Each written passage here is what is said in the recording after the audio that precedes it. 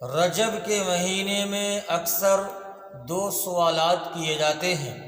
پہلا سوال یہ ہوتا ہے کہ کیا رجب کے مہینے میں کوئی خاص عمل یا کوئی خاص عبادت جناب نبی اکرم صلی اللہ علیہ وسلم اور صحابہ کرام سے ثابت ہے یا نہیں؟ دوسرا سوال یہ ہوتا ہے کہ کیا رجب کے مہینے میں کوئی خاص دعا جناب نبی اکرم صلی اللہ علیہ وسلم یا پھر صحابہ کرام سے ثابت ہے یا نہیں؟ میں آج آپ کے سامنے ان دونوں سوالات کا جواب پیش کروں گا۔ سب سے پہلا سوال کہ کیا رجب کے مہینے میں کوئی خاص عمل ثابت ہے یا نہیں؟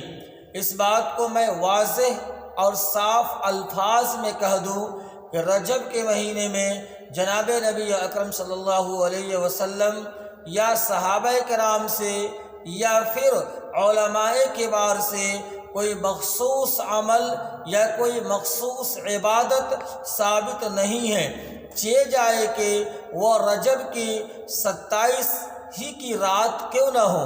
جس رات کے بارے میں مشہور ہے کہ جناب نبی اکرم صلی اللہ علیہ وسلم کو معراج کی سعادت عظمیٰ سے نوازا گیا تھا۔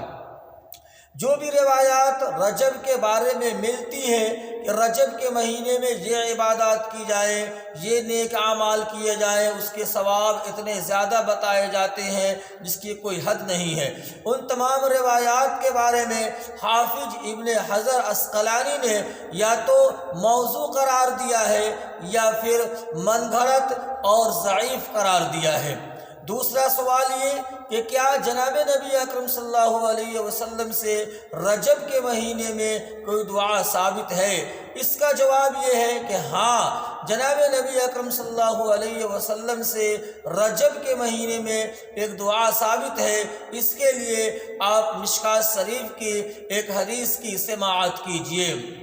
عن انس رضی اللہ تعالی عنہ قال، حضرت انس رضی اللہ تعالی عنہ ارشاد فرماتے ہیں، کانا رسول اللہ صلی اللہ علیہ وسلم، کہ رسول اللہ صلی اللہ علیہ وسلم کا معمول یہ تھا، اذا دخل رجب، جب رجب کا مہینہ آتا، جب رجب کا مہینہ اسٹارٹ ہوتا، قال اللہم بارک لنا فی رجب و شعبان وبلغنا رمضان۔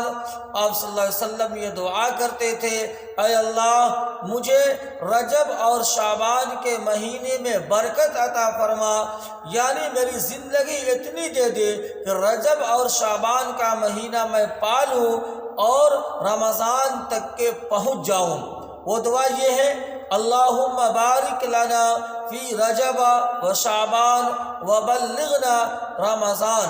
جہاں تک ہو سکے اس دعا کو اس اشہر حرمت والے مہینہ یعنی رجب کے مہینہ میں کثرت سے پڑھا کرے۔ یہ دعا آپ صلی اللہ علیہ وسلم سے ثابت ہے۔